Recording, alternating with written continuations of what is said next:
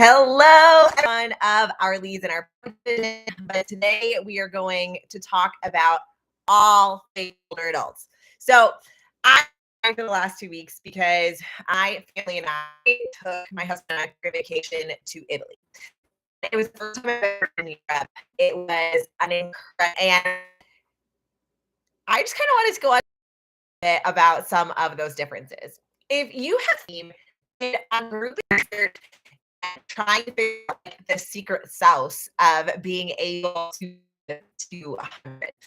And one of them was actually, it made a lot of sense. And it just made me highlight or see a lot of the differences in our North American culture than what we're seeing over in Europe. And going into Rome in the south of Italy, you're in a very small town, not one of the bigger touristy towns along the Amalfi Coast. A lot about our aging experience in North America. So back to our course content is they're very mobile and it almost for sure it would be terrifying to drive around Rome.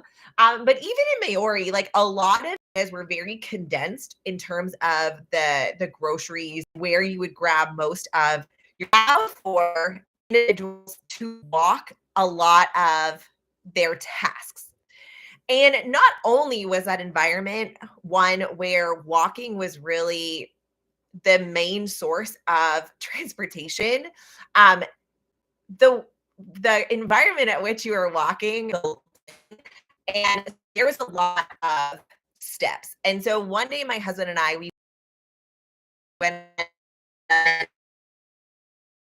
It was I think we packed away for this hike, and there were houses that were littered across the side, and be working your way up these steps.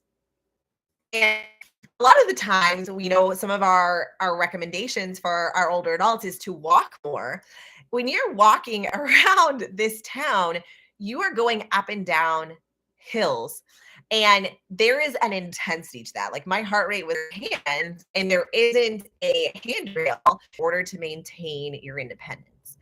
And so the thing that it really struck me about being in an Italian city was how the environment really was conducive to movement. And it wasn't low intensity movement. It was actually quite high intensity movement just because of the way that the city was built. And it made me reflect a lot on our thoughts of just walk more, right? And when I compare and contrast the much more stable cities in a lot of ways, right? If I think about the current city that I live in, it is very, very spread out. And it is almost impossible outside of the downtown center for you to be able to walk and have yourself walk to get groceries or pick things up. Like it is always a knee-jerk reaction that you get into your car and go places. And when you are walking, at least where I am, I'm not in like a beautiful area like Colorado, it's all hills and mountains. It's pretty straight plain. And so when that happens, like zones are in areas where physical activity is forced into your day-to-day interactions, right? If you want to go see your friend, you have to walk up the hill to their house. If you want to get groceries, then you need to go down 4 flights of steps to get to the market. Like that is not the same.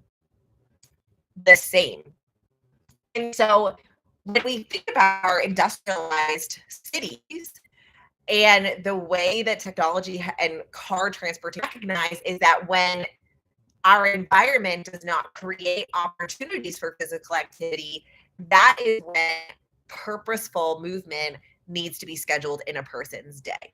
And I think this is a really interesting concept, right? Because the blue zones were in a lot of these areas where the environment was conducive to intense exercise, at least in a moderate intensity zone, because of the way that the cities were developed. That is not true in a lot of the areas where we are practicing. And so this this dichotomy between just walk more and work. But the intensity oftentimes isn't there because of the way the environment is set up. And when that environment isn't set up to encourage physical activity throughout our day, we can very easily get into the slippery slope of sedentary behavior.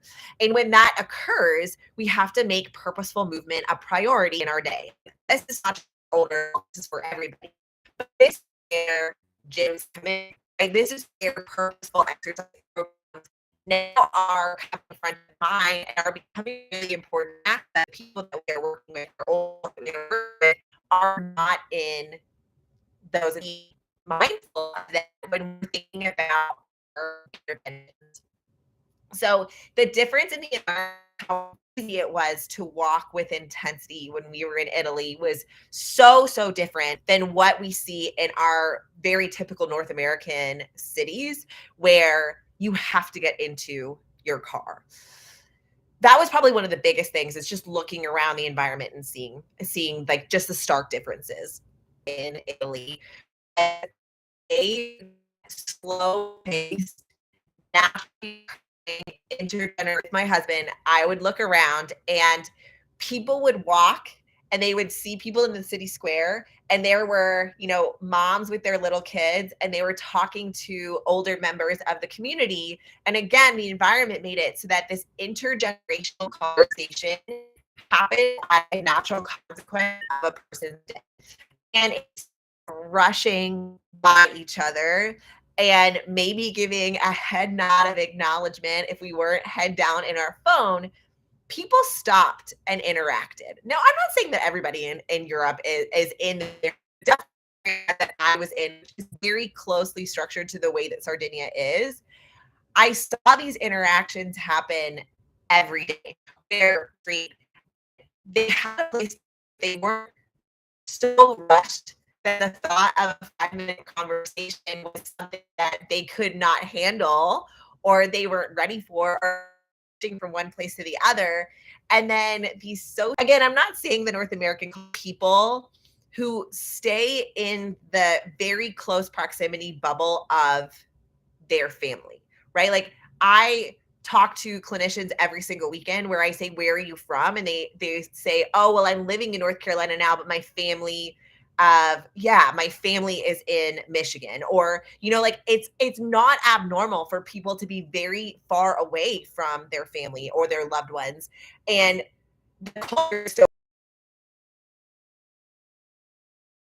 so easy to get into the rhythm and fast pace of the week that, and this is speaking to myself as well, that those stop and pause conversations with someone on the street, they're not as commonplace, and especially across generations where you're seeing a mom with their little baby stop in a group of board game outside in the square, and you're seeing that interaction happen in such a beautiful way.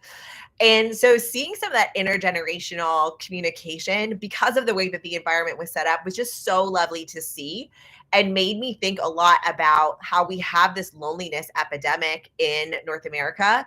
And it it is really from the fact that we are so spread out, we are so far apart that those interactions happen very naturally.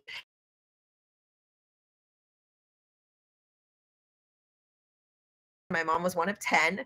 We don't see that size of family as often anymore. And there would be times where my mom would visit for 45 minutes, but that was the only interaction that my grandmother had throughout the day. And her kids would call, and this is not like a negative on them. It is very much the fact that, the way that our culture is set up now is that those interaction environment was set up that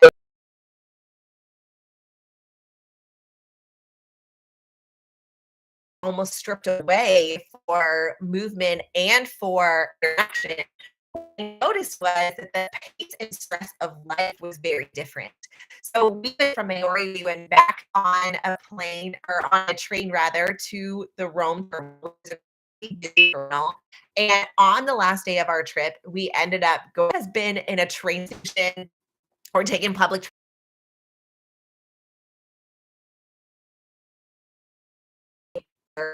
commuting. So The train is people are trying to get on the train, but they're still on the clock. And there is this environment that is in there, and people get so used to it because they do this every single day. Their commutes are really long, and I was kind of expecting to see that in Rome, right? They're big city centers. But even though and heading to work, it wasn't that stressful environment there. People were walking casually to their job. They were not racing, they were not running. And it made me think about the underlying stress that our culture and our community is under and how this translates into our and being in that stress state for 40 years and go into retirement, right? There is a well-known statistic that there is an increased incidence of health events in the year following retirement. And there's a lot of conversations around, purpose and drive and change in North America, even in the busiest centers of Rome, like the chaos of the Colosseum, or hastened and rushed to get into a lot of different places, despite Rome being crazy busy with tourists. Like, they were telling us about the millions of people that count that amount of tourist attraction, even with that bustle and busyness, that underlying stress was not there from even people who are local to Rome, who are working in Rome. And so I think about how that, what does that do on the system, on the resiliency of the system with age? And so again, like the change in the environment really was opening up my eyes to a lot of the things that we see in our past-paced cultures, and made me reflect a lot on paying a certain amount of physical capacity that allows you to engage in life, that allows you to live at a pace that is amenable for your mental health, and you're surrounded by honestly so much beauty. So we create successful agers. I'm not saying North America can, like the US and Canada. I think we need to think a lot more about and engage in a pace like for us, our family. And that is just so ingrained, and it is so easy to do in Italy because of the considerations that are there when they're working, or they're seeing an individual interact. Now, of course, I'm looking in. I am an aging researcher who just finds this super fascinating. But I visited Europe, especially in a small town in the in a European country. Do you see those differences? How can we think about the way that the environment in a lot of European countries and cultures is set up to make successful that type of environment, make successful aging easier? That makes successful aging for us easier, because that environmental switch, it just takes away a lot of the work. It made some of those health had an incredible time, but seeing some of the older adults in Italy was definitely one of the highlights for me, and seeing just the way that they interacted. All right. If you are aiming to get into one of our MMA live courses, we have two courses. We are also in Richmond, Virginia this weekend. June 8th and 9th, we have a small, you're looking for one-on-one time and attention from the instructor. That is going to be out there in spring. So really encourage you to jump into our live course. Today is the last day to sign up for MMOA level 1. So if you are hoping to get into our online course, that is your last opportunity. Is going. I'm super excited for that and all the news of the app. If you have any questions or comments, I want to hear about your European aging experiences. Let me know. Otherwise, have a really wonderful week, everyone. And I'm going to get off here. Bye.